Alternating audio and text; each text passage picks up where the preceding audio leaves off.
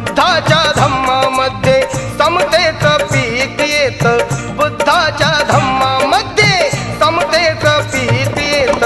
प्रज्ञाशील करुणेनं जीवनाचं सोनं होत, प्रज्ञाशील करुणेनं